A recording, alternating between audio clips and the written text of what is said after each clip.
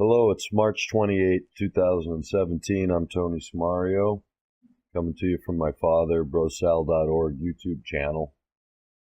And I want to bring people up to date on a little World War III this week and take a look at some of the things that are going on in the news. And there's so much happening right now on different levels that just sitting here before turning on the recorder, I was reflecting on several different matters that I want to speak about with regard to what's trending right now, the Bible study and the real significance, as I've seemed to make a new friend over the internet that has some background in theosophy and perhaps occult knowledge, as I've availed myself a little bit over the years, and it reminds me how close the reality is to some of the occult understandings, and how it is that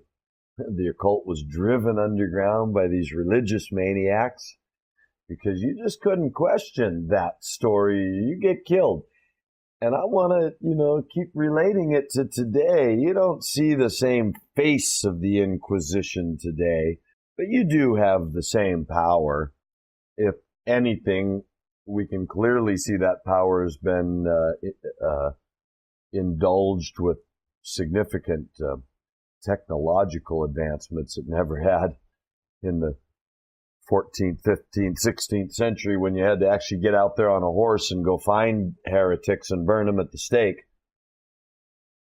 Now people like me can just be sort of shut off, marginalized, or, if I were ever to become any kind of a voice, you just eliminate it one way or another. It's easy enough. It happens all the time.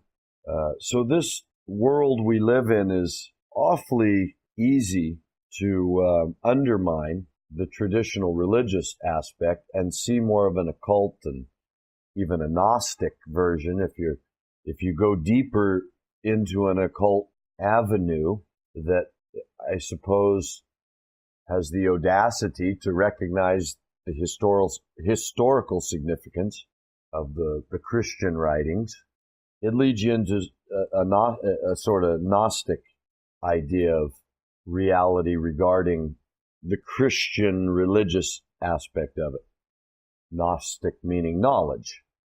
It's something that's got to do with the allegorical relating of knowledge rather than the literal transferring of historical reality. But for those who, like me, went through a time when religion itself, is transparently absurd.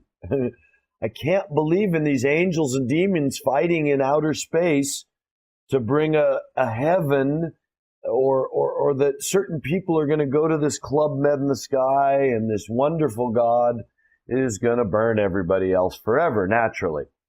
Come on. If you still believe that, I beg you to study some of our Bible study and get at least a different perspective on what might be.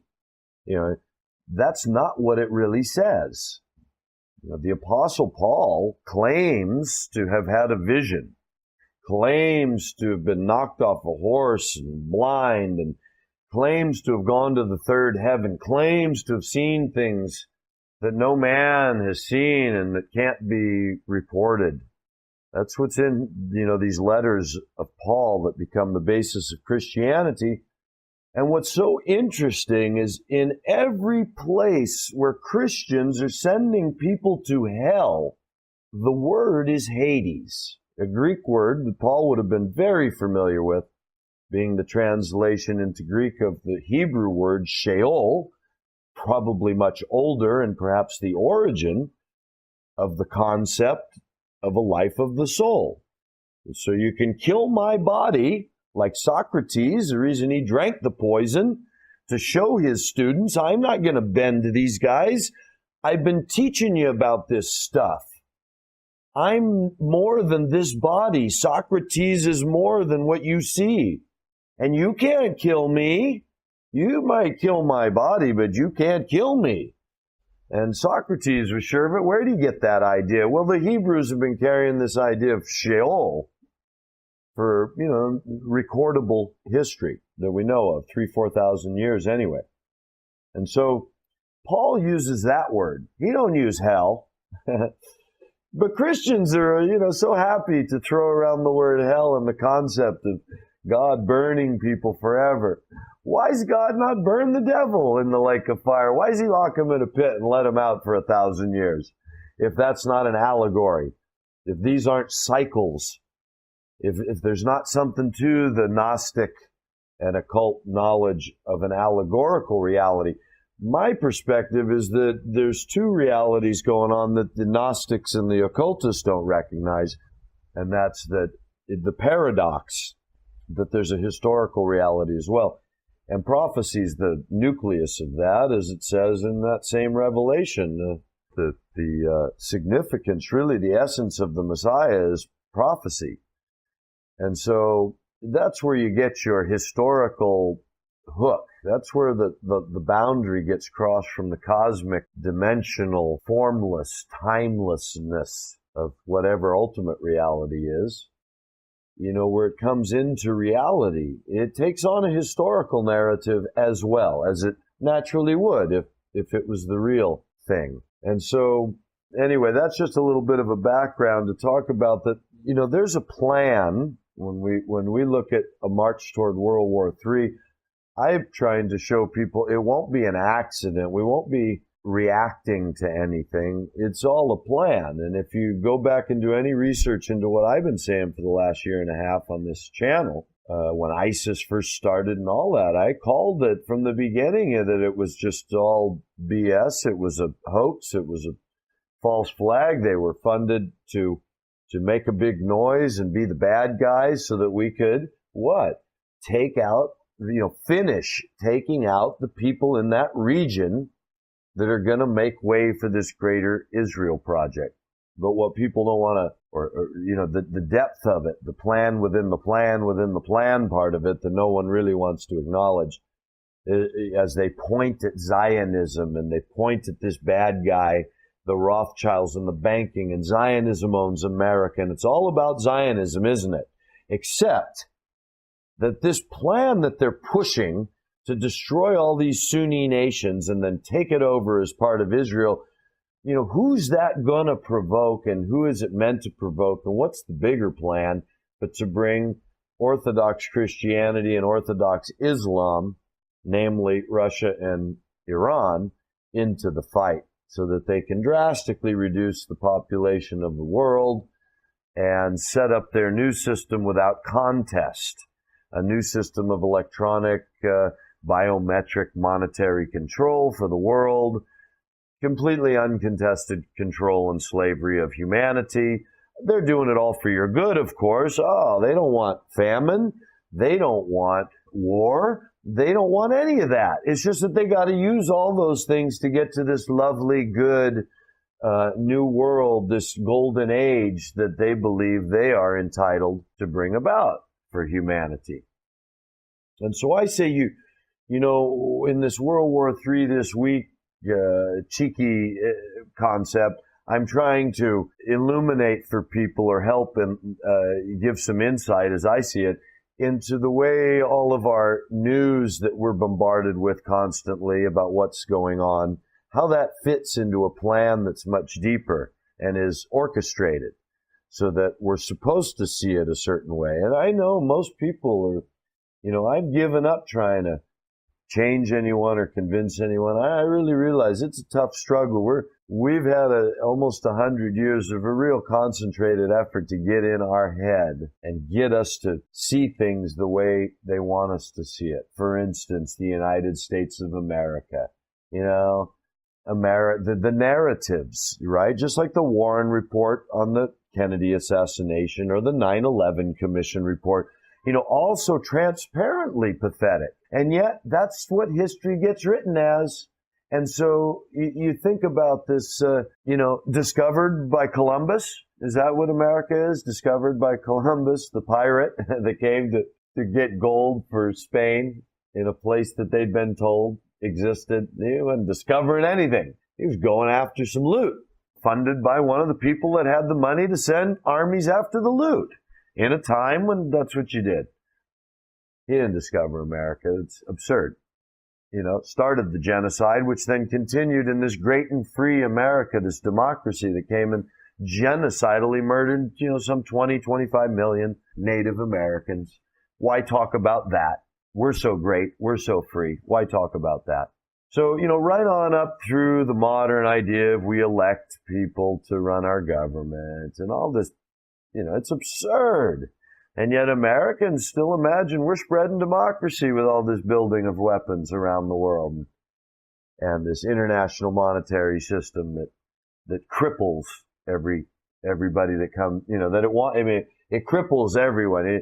If you're lucky enough to be some tiny island with 50 people on you, with nothing but coconuts and fish, nothing to do but sing and dance and swim, boy, oh boy, aren't you lucky. You don't have cell phone coverage. You don't even know we're out here. And you're the only people in the world left that somebody isn't after. But if you got cell phone coverage, if you've got a bank and a post office, if you have a government, you can believe there's a source of money that supports these people. It's really quite simple if you just put your head around it. The theory.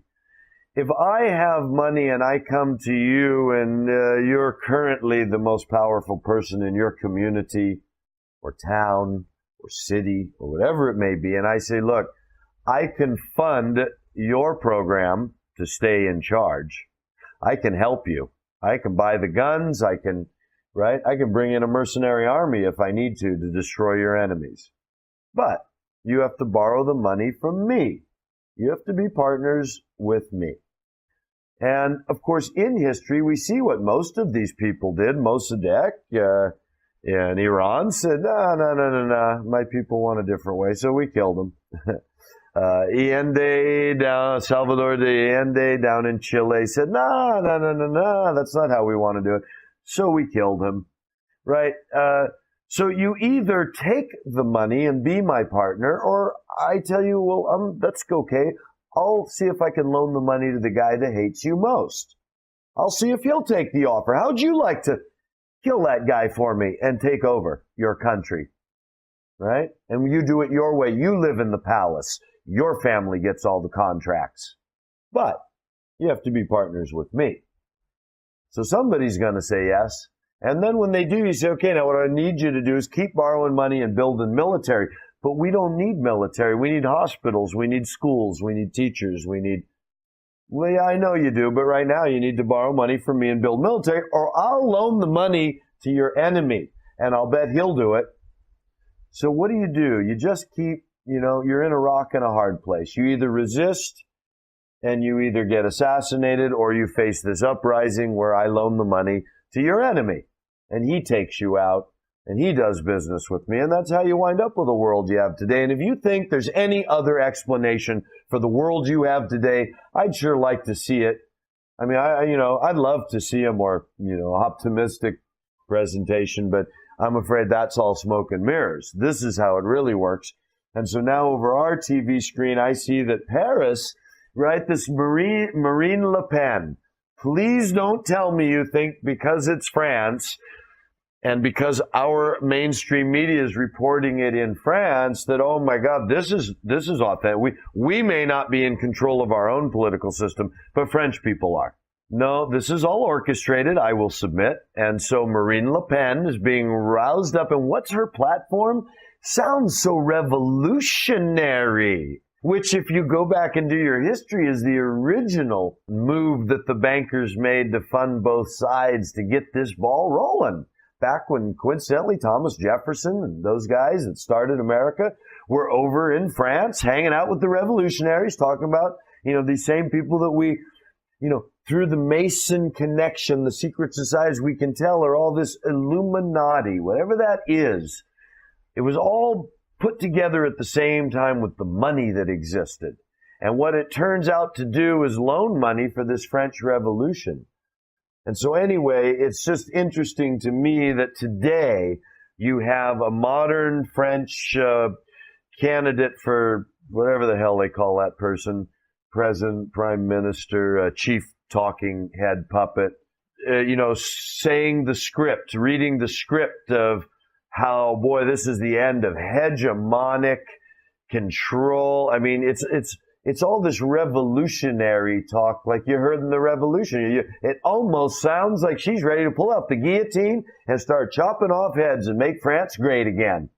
So anyway, very interesting. Meanwhile, on the other side, you got Germany towing the status quo, that even though they made a big deal of all these maniacs like Gilders, all these xenophobes pushing this, we have the right to keep Islam out of our country. We have the right to be xenophobic freaks in the name of Christianity, of course, and democracy. So Germany is demonstrating, because I have some German friends, and recently been talking to some people from Germany, and they all see Angela Merkel in the way we see our, Bush, Clinton, Obama type of, talking head, the people that are obviously working for the system. So here she is, fourth term, whatever. So yeah, she's your mouthpiece for Germany, put in there to give the liberal side. Whereas France now is being given I've been calling it for a long time. Before Brexit, I was saying it. Before the refugee crisis, I was saying it. I've been pointing out that they need to divide in order to conquer, simply because that's their method. Once you know how they do it, you can at least watch for how, where are they applying their known method. So here you go, Europe. You're broke.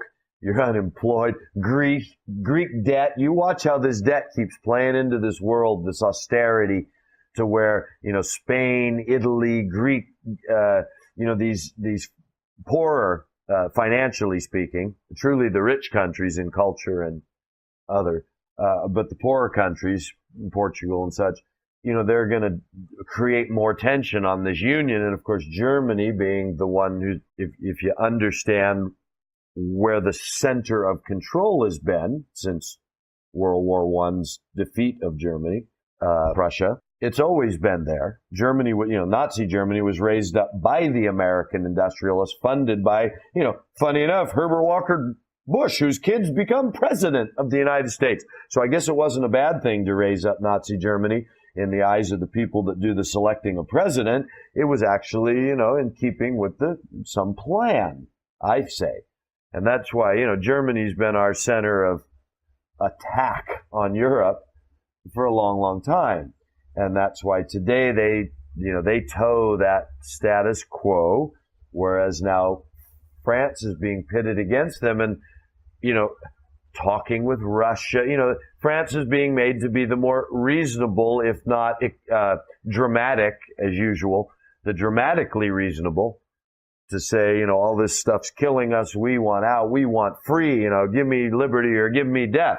It's back to the old drama of the French Revolution. And who can who can back that except a country like Russia right now? So again, I see it all as a plan. And it doesn't necessarily mean Paris as a nation will join Russia as a nation in a world war, but it does mean that Parisians, French people, German people, Italian people will become more divided over the left-right paradigm as to who to support. Because in the end, as I pointed out, there's no doubt in my mind that the plan is to make peace before war. People that think there's a nuclear war coming, I think are, I finally realized, I've been following that silly red herring narrative my whole life as if they're telling me the truth. Yeah, Dan Rather, he's been lying about everything else, but when it comes to nuclear, of course, he's telling me the truth. So no, I see, they're lying about that too. So there's not going to be nuclear war, at least not first. I still say where there's the debate as to what would nuclear mean in this final conflict when they do draw Iran and Russia, China, and I believe Turkey will be sided with them. Will France, join that because it's the right thing to do? I don't know. But it's going to be that kind of division in the world at that time, with everybody using all these weapons they can't stop selling and building.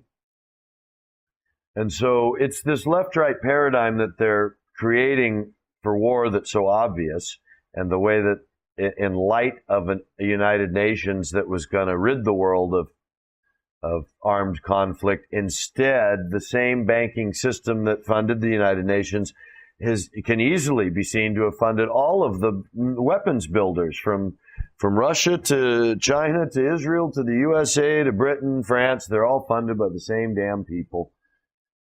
It's the same cabal that Carol Quigley talked about that's got the control over all that, or could certainly disrupt it with their capability if they wanted to. But instead, they're playing it into this future war. That's the plan. And so you can easily see it in the way they're playing Israel from 100 years ago. Go in and take that land hostilely after building up for 20, 30 years this anti-Semitic sentiment that you can also see paid for and put into place through their media 100 years ago, before even the Balfour Declaration, and then that whole scam that England just, is behind this Zionism move, funded, of course, by the largest banking family in the world. So that shouldn't raise any red flags if you're good old Christian England. So you go into Israel to do what? To just make endless war? I think there's a plan. And the plan is all that land is the prime land. You look at what's been written. I can't remember the author's name from 100 years ago. I think it was 1914 or such. A study was done, sort of a think tank study, that determined that the heartland of the world is that area that we call Afghanistan, where America's, strangely enough, been at war, not just for the last 15 years, but since the 80s, when we started the Russian war. When you know how we fund Russia, you know that we brought Russia into that so we could, I believe, pull out that mujahideen, the real movers and players that are important in their world. We could get them out and expose so that over the next, 20, 30 years, we could destroy them, which I think is what we've been doing. First using the Russians at that time when it was masses of people, and now that it's probably much smaller groups, but are the ones there, those people still want to represent them and to run with. They're not going with our way of life. That's why we don't hear anything of Afghanistan. We're over there murdering people that need to be murdered for us to be able to take over the heartland of the world. And so that whole Middle East, the Levant, and that area is, whoever controls that is, as Zbigniew Brzezinski said, that's who's, going to control the future. So strangely enough, since he said that, we've been at war in that area. But of course, that's all coincidence because we're just reacting to Islamic terrorism. Not that that's got anything to do with being set up 100 years ago by the British with the Kingdom of Saud to foment radical Islam in an otherwise not radicalized Islamic world. So, it's hard for me to cover so much ground all the time, but I want to keep painting this picture of nuclear war or peace in the Middle East. I'm going to be the guy that's different and say, you'll know when you see them announce peace in the Middle East and not nuclear war, then maybe you should start listening to more of my stuff and why I know. I'm not just guessing, right? I know my eschatology. I've been watching the history for a long time. I can see the mechanism by which power is demonstrated in the world. And I see that one of those mechanisms is to pull the wool over the eyes of everyone so they can't see what's going on, but are happy to follow any number of 1,000 horses that lead nowhere. And so, I'm a pretty unique voice. And as I say, you'll know I'm right when there's peace in the Middle East instead of war. Why? Because it takes peace in the Middle East to be able to rebuild that temple, that Solomon's temple that all these secret societies want to build. Funny enough, the state of Israel, they're dedicated, right? Because they're God's people, right? That's their narrative. They're God's people brought back to the land. That's how we can justify killing all these, oppressing all these innocent Arabs in the land that, were there for 1,000 years before them.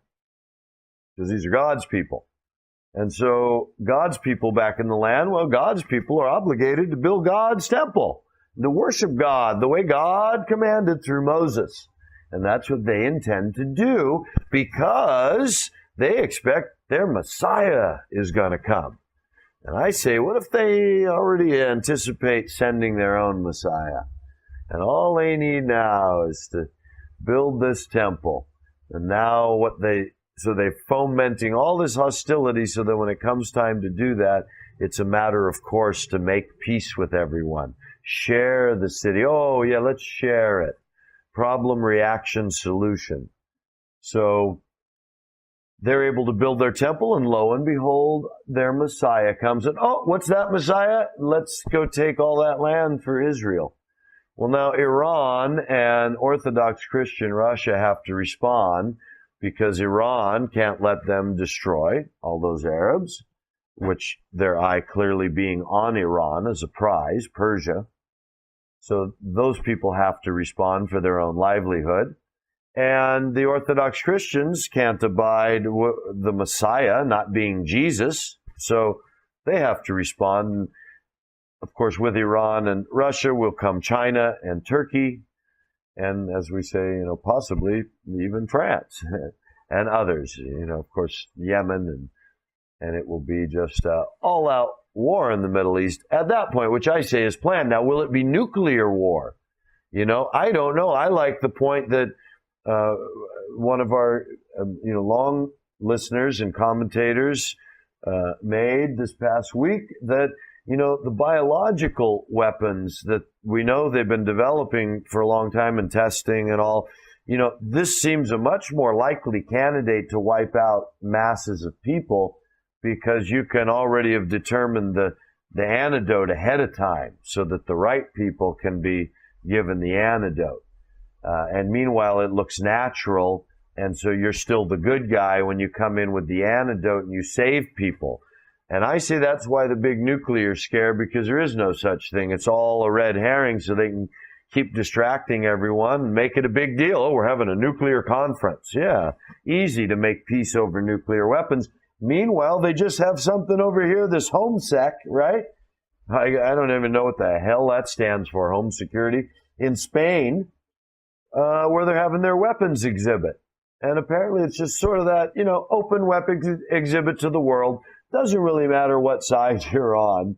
Here's the kind of stuff you can start, figuring into your strategy and your budget for your people's money to start spending on security. Because as one of the women is recorded as saying in this clip that I saw, there's no society, no standard of society without some security, naturally leading to the conclusion that security then has to be reinforced with ever more technologically advanced weaponry.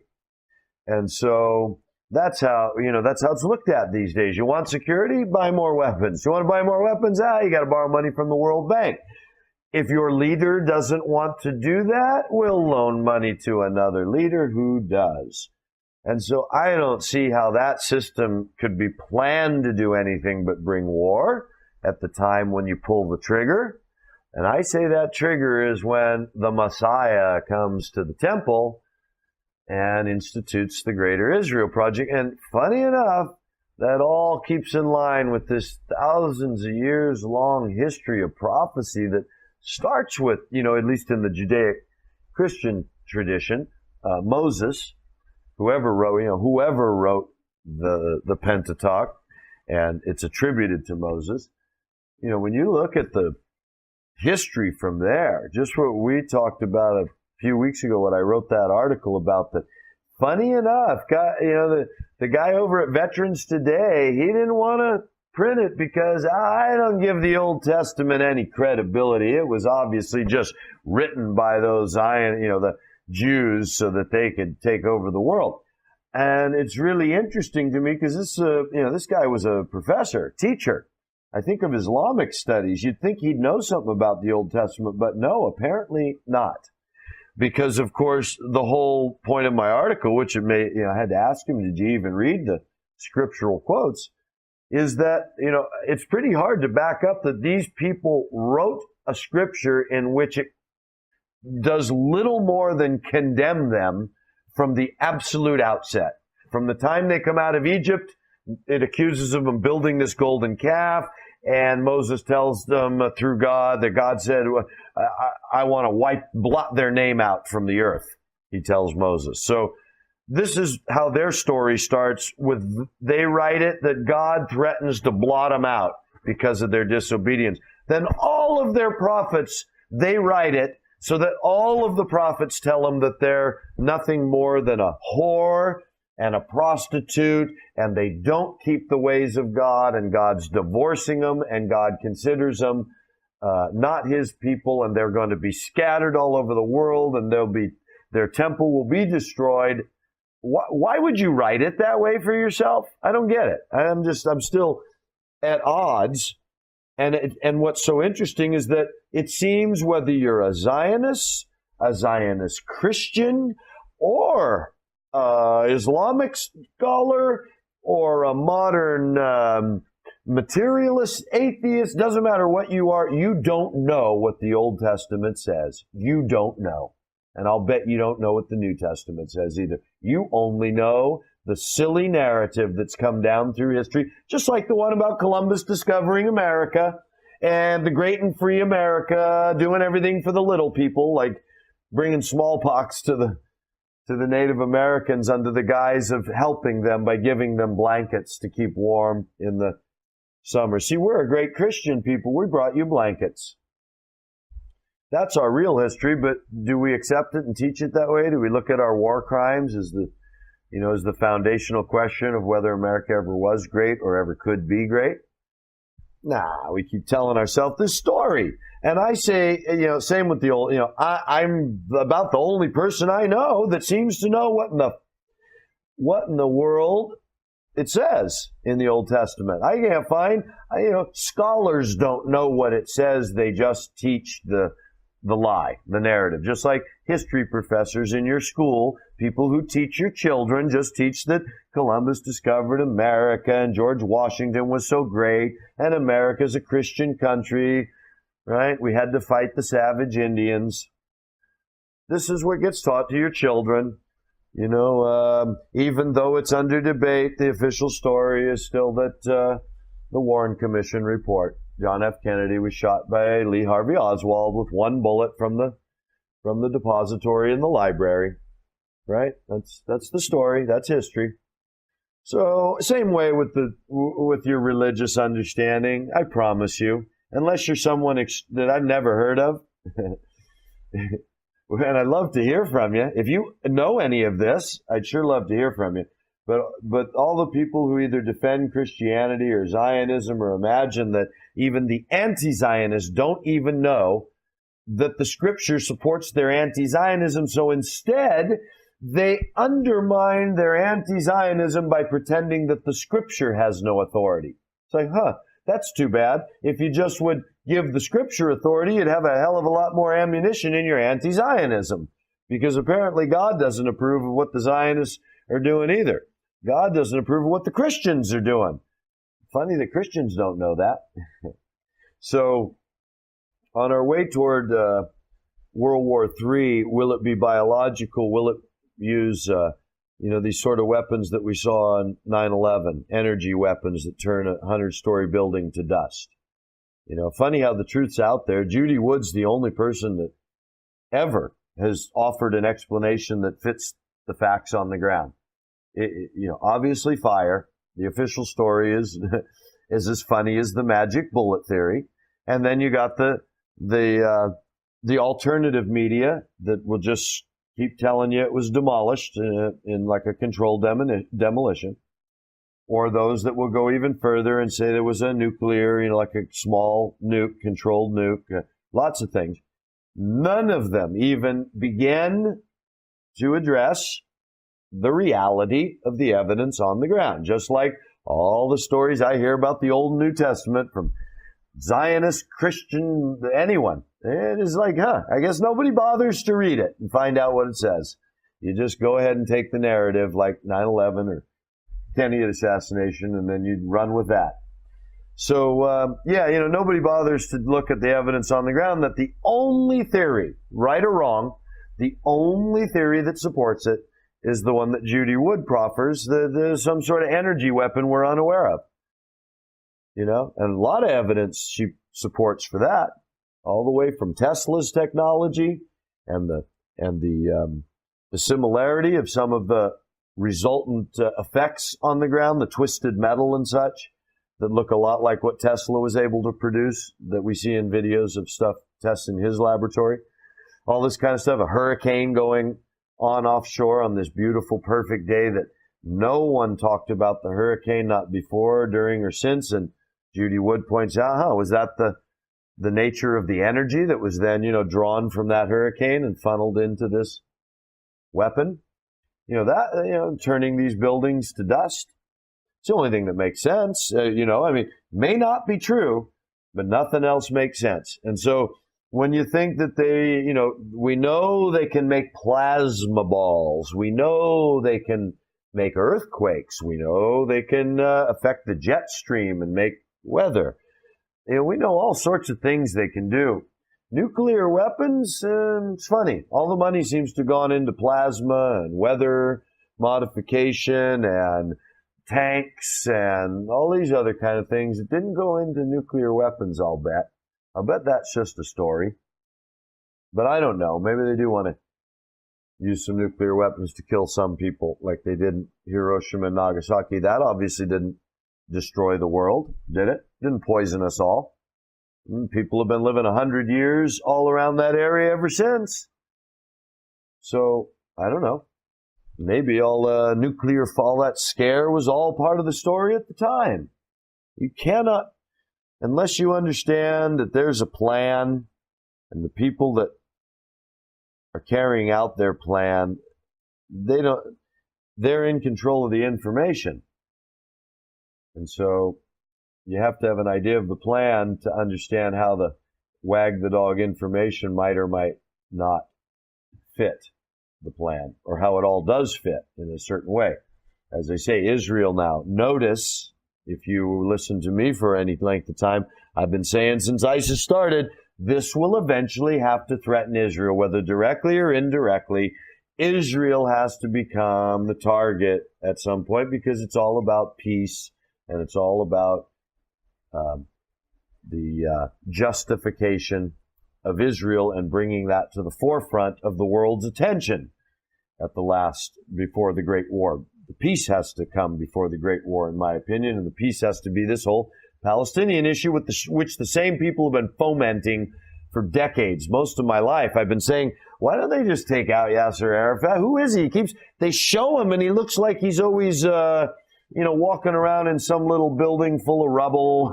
I mean, we got all this technology, satellites they've already shown us that we can read the package of cigarettes from the outer space. But we can't just send a bomb in and take out Yasser Arafat since he's directing all this terrorism and tell him, anyway, it's absurd. You can see that we've used Iran when you know that our hands have been in there since the 50s, when you know that even modern Iranians know their mullahs are controlled by the Western money. They can see it in the way that the laws are made. So you can tell that, Iran's being played as the dark force. And they're funding this Hamas and Hezbollah resistance, which, as I keep saying, never amounts to anything like ISIS. Al-Qaeda gets to blow up buildings in the United States, gets to threaten the whole Western world. ISIS gets to start their own caliphate and become a scourge on the planet, threatening Europe, threatening everyone. But the much more cohesive and equally well-funded, or the opportunity for the funding coming from Iran to Hezbollah and Hamas to do something about those occupiers, Israel in the Gaza, they ain't been able to gain 1 square foot. Just keep those people in endless turmoil, an endless thorn in the side of the region until the time could come when they can make peace. I think that's why it's been done the way it's been done. I've also noticed that China is being shown to have completed their military islands in the South China Seas. Funny how quick that all happened, right? As I say, I've done a little research and found out that the negotiation over the South China Seas goes back to after World War II. This is nothing new.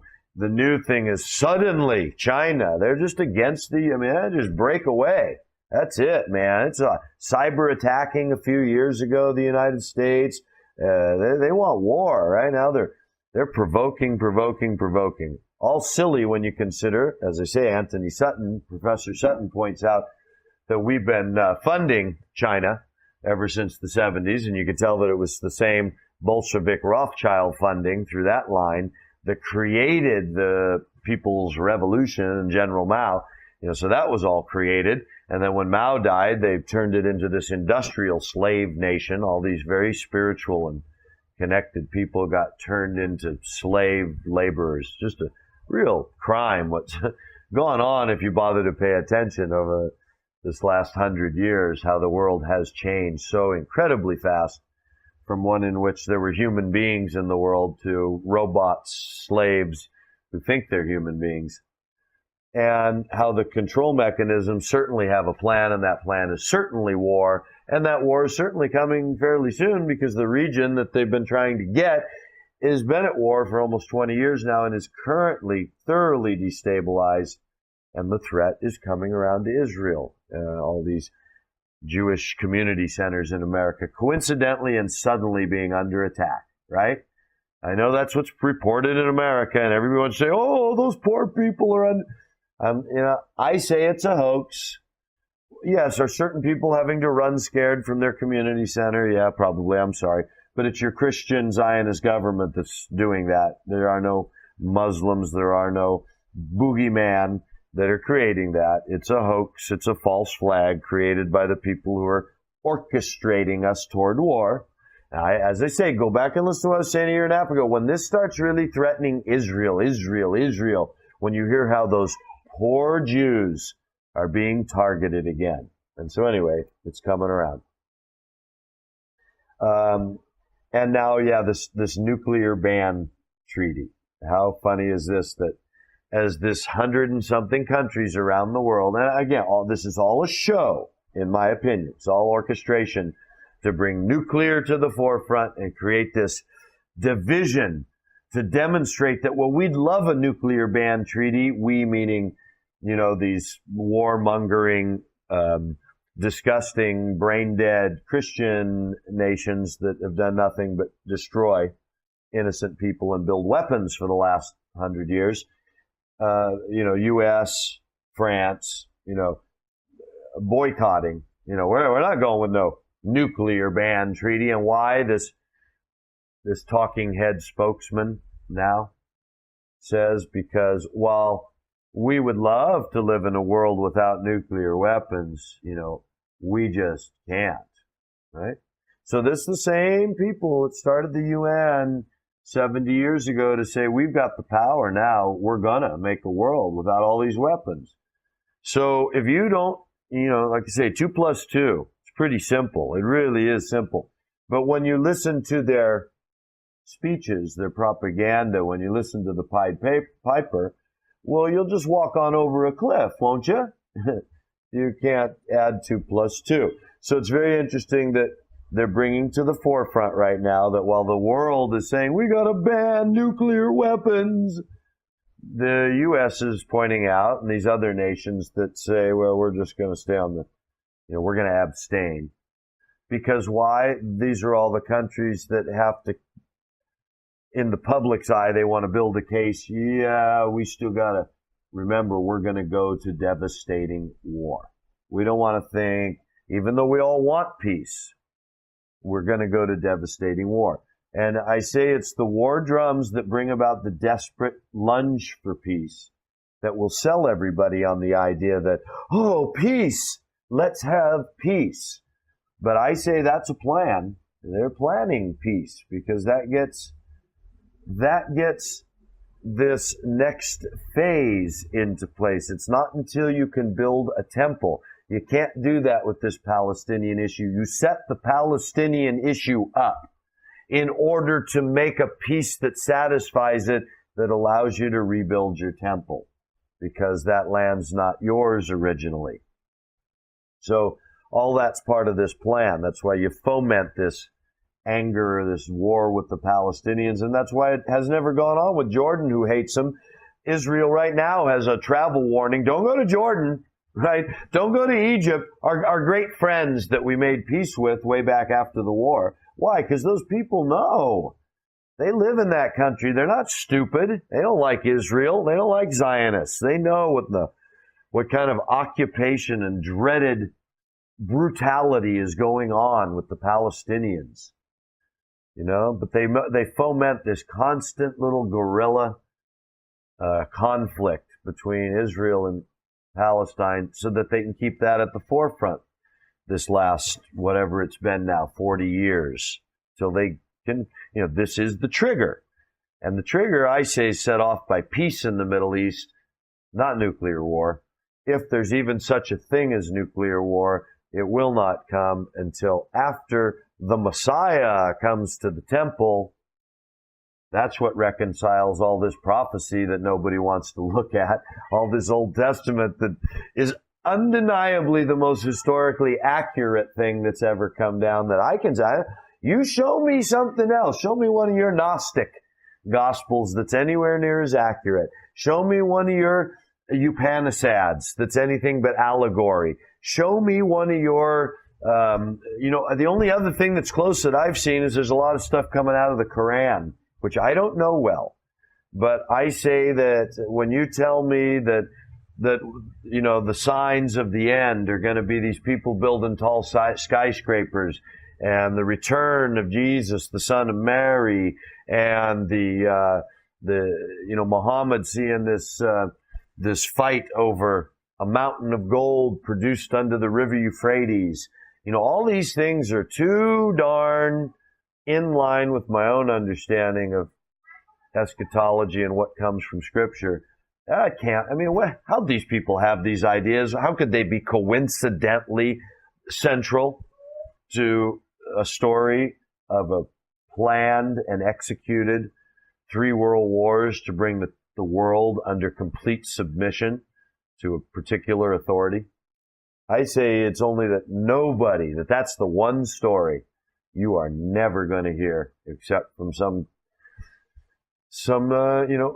real eccentric researcher like myself. Why I got onto it, I like to think it's a spiritual sort of connection that I, seek and ye shall find.